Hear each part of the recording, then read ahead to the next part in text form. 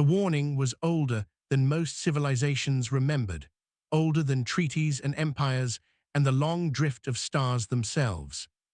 It was not written in fire or carved into moons. It was spoken quietly across frequencies and archives and diplomatic halls. Do not cross the soul boundary without invitation. Do not test the species that calls itself human. Across the Perseus Reach, the Kern Dominion laughed at such caution. They were ancient conquerors, their fleets darkened suns and silenced worlds. They had crushed hive minds, machine collectives, and crystalline gods. No border had ever stopped them, and no warning had ever saved anyone. The Kern High Admiral Zurath studied the human records with detached amusement. Primitive transmissions filled with emotional noise, fragmented myths, and contradictory histories. A species that fought itself endlessly could not possibly stand against a unified armada. The warnings were dismissed as superstition, psychological deterrents crafted by weaker neighbors. The invasion plan was simple. Cross the outer heliopause, disable planetary defenses, harvest resources, and enslave survivors. Earth was rich in water, metals, and biological diversity, a prize worth claiming. The Kern fleet assembled in silence, stretching across space like a blade poised to fall. 200 war vessels formed the vanguard, followed by carriers, command spires, and planet breakers. Their hulls shimmered with gravitic shields capable of withstanding stellar flares. Their weapons had ended wars in minutes and civilizations in hours. Confidence saturated every channel. As the fleet accelerated towards Sol, the first warning arrived. A narrowband transmission, unencrypted, calm, and unmistakably human. This is the United Earth Defense Council. You are approaching a restricted system. Alter course immediately.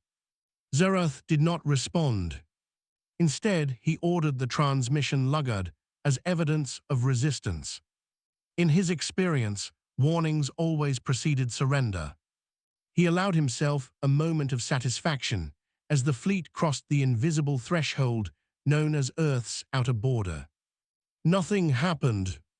No mines detonated, no weapons fired, no fleets emerged to challenge them. The stars burned cold and distant, and the system appeared defenseless. Laughter echoed across the Kern command network. Then the second warning came. This is your final notice. Withdraw now. No further communication will be acknowledged. Zurath frowned. There was no panic in the human voice, no anger, no fear. It sounded tired, almost disappointed. He ordered a response sent, a declaration of conquest translated into every known human dialect. The message was never acknowledged. Instead, the fleet sensors began to report anomalies. Not energy spikes or incoming fire, but absences. Space ahead seemed thinner, quieter, as if something fundamental had been removed. Navigation arrays struggled to lock reference points. Stars flickered in and out of alignment. Time synchronization drifted by fractions that should not have been possible. Engine crews reported that thrust output no longer matched fuel expenditure. Zurath demanded an explanation. His science cast argued among themselves, unable to agree on a cause. Some spoke of exotic fields, others of localized reality distortion. All agreed on one thing: this was not human technology as they understood it. Then the third message arrived, not as sound but as presence. It bypassed translation systems and spoke directly into cognition. You have crossed the line. The fleet halted, not by command but by compulsion. Every vessel froze, as if embedded in amber. Weapons refused to charge, engines refused to respond. Crew members felt a pressure behind their thoughts, heavy and undeniable. Zurath tried to issue orders, but his voice echoed only within his own skull. The stars ahead dumbered, replaced by something vast and dark. Not a ship, not a structure, but a boundary made visible. A wall of folded space layered upon itself countless times. Human voices returned, no longer calm but resolute. You were warned by those who came before you. You were warned by those who survived. Now you will be remembered only as another lesson. The boundary unfolded. What lay beyond it was not emptiness, but movement.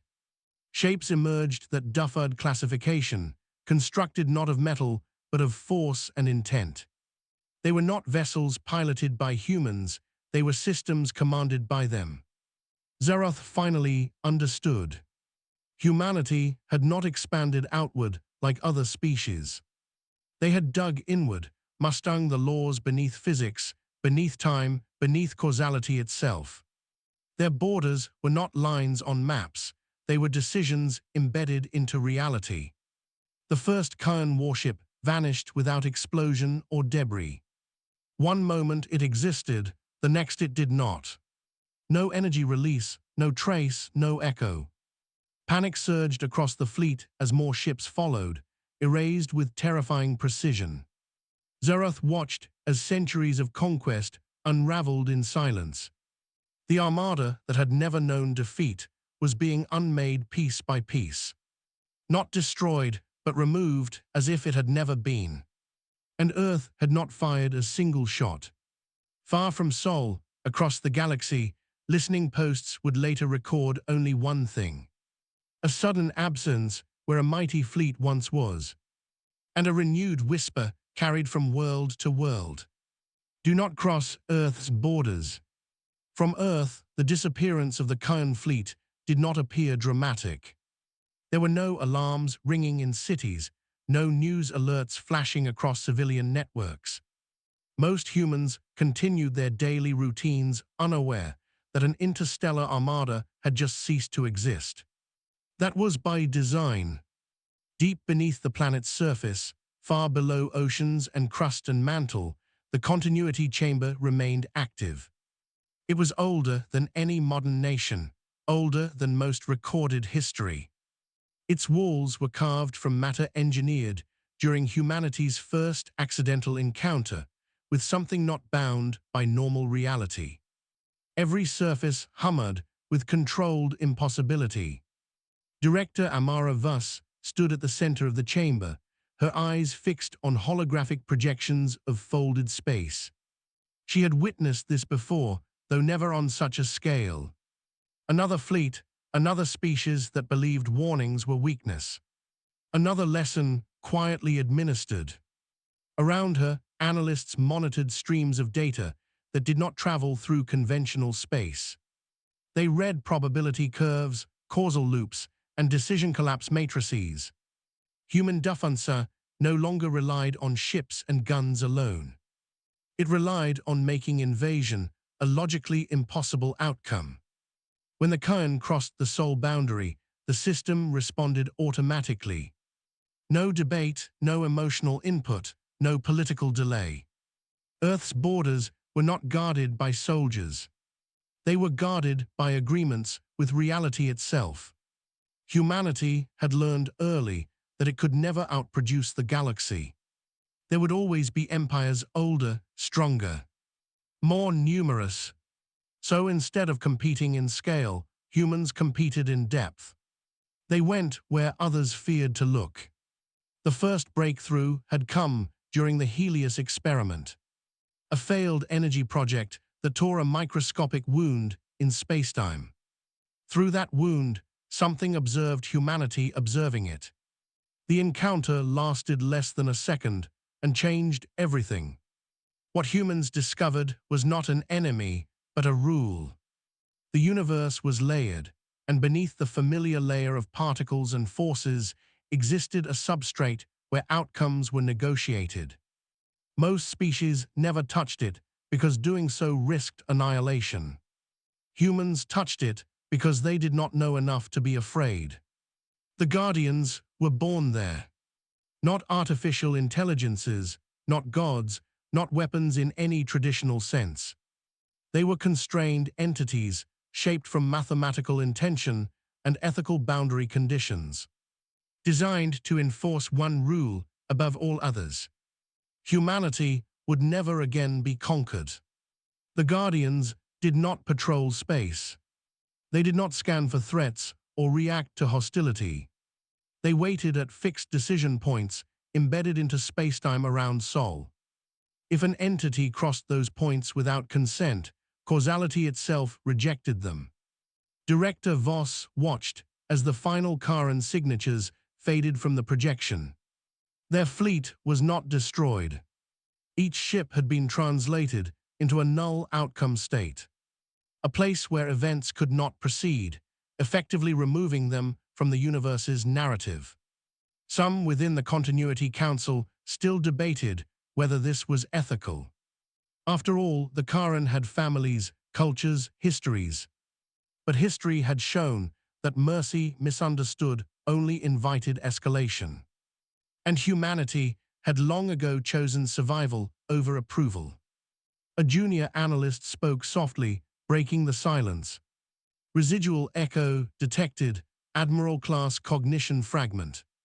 Voss nodded, unsurprised. Occasionally, strong minds left impressions during null translation. They isolated the fragment, stabilizing it within a containment thought field. Not for interrogation, but for record. Humanity believed in understanding even those it erased. It was part of the burden of power. Within the fragment, the echo of Admiral Zirath persisted, confused and incomplete. He perceived neither darkness nor light, only suspension. Time no longer flowed for him, yet awareness remained. It was a mercy and a warning to others. Voss authorized the final protocol. Seal the boundary, log the incident, release the advisory to external observers. The message would be brief and intentionally vague. Another fleet lost after ignoring Earth's borders, details classified. Across the galaxy, civilizations took note. Trade routes adjusted subtly, exploration vectors curved away from Sol. Earth became a silent region on star charts, marked not by danger, but by certainty. Go elsewhere or do not return. Back on the surface, children played beneath open skies. Artists argued, scientists experimented, politicians disagreed loudly. Humanity remained gloriously chaotic, fragile, and unaware of how close extinction had come. And that was exactly how the Guardians preferred it. Voss allowed herself a moment of reflection. The Guardians were powerful, but they were not infinite. Each use tightened constraints, narrowed tolerances. One day, humanity might face a threat that even reality itself could not refuse. When that day came, the Guardians would not save them. They were borders, not saviors. Humanity would have to face the universe openly, without hidden walls, and prove that it deserved to endure. For now, the sole boundary held. The galaxy whispered, and another empire learned too late that Earth's warnings were not threats. They were facts. The galaxy did not respond to the disappearance of the Karen Dominion with panic. It responded with calculation. Empires that had lasted millennia had learned not to fear the unknown immediately. They studied it, measured it, and tested it at a distance. Within months, rumors replaced facts. Some claimed the Karen fleet had defected, discovering some hidden alliance with humanity. Others insisted it was an elaborate deception, a cloaking event masking a human counter-invasion. A few dared to suggest the warnings were true, and that Earth was protected by something beyond war. Trade guilds quietly removed Sol-adjacent lanes from their charts. Exploration councils reclassified nearby systems as low priority. Not forbidden, not hostile, simply inconveniently final. The absence itself became a kind of gravity. On the neutral world of Vieques Station, representatives of a dozen species gathered in private. They met not in open council chambers, but in sealed observation vaults. This was not diplomacy, but risk assessment. And every species present had once ignored a warning and paid dearly. The Thaline consensus opened the discussion, their bioluminescent forms pulsing with uncertainty. The Charon do not vanish, one delegate projected, they collapse stars before breakfast. If they are gone, something greater intervened. The question is not what happened, but whether it can be bypassed. The machine intellects of the Ordo's assembly disagreed. Their simulations showed no weapon discharge, no energy signatures, no temporal backlash. Whatever Earth used did not propagate. It was local, contained, and terrifyingly efficient. A younger species, the Kelari Union, argued for caution. They had received the human warnings decades earlier and complied. Their scouts reported nothing unusual near Sol, only emptiness and silence. That silence had saved them. Eventually, consensus formed around a single idea. Probe the border without crossing it. Observe the mechanism, identify its limits. No fleet, no soldiers, just eyes. The probes were launched from a dozen systems simultaneously. Unmanned, autonomous, stripped of all aggressive capability. They drifted toward the Sol boundary like dust on solar wind. Recording everything, transmitting constantly. At first, nothing happened. The probes crossed light years without incident. Sensors detected normal stellar radiation, predictable gravitational gradients. Humanity appeared no different from any other emerging power. Then the probes reached the invisible line. Each stopped not abruptly, but politely. Velocity decayed to zero, without resistance or impact. As if the universe itself had placed a hand upon them. The probes were not damaged. They were not destroyed or disabled. They simply could not proceed. Commands to advance returned as null results. More unsettling was the data they transmitted. Probability forecasts beyond the boundary collapsed into static. Cause and effect chains refused to resolve. Future states ceased to exist in any calculable form. The Ordo's assembly confirmed the impossible. The Sol boundary was not a barrier in space. It was a condition on outcomes. Beyond it, invasion was not prevented, it was undefined. Some species retreated fully at that revelation. Their cultures built on prediction and control could not tolerate uncertainty at that level. Others, however, saw opportunity. If humans could shape reality locally, perhaps they could be bargained with. Envoys were prepared, not warships. They carried gifts, data, cultural archives, and carefully worded greetings. No demands, no threats, only curiosity. They stopped well short of the boundary and transmitted their presence. This time, humanity answered.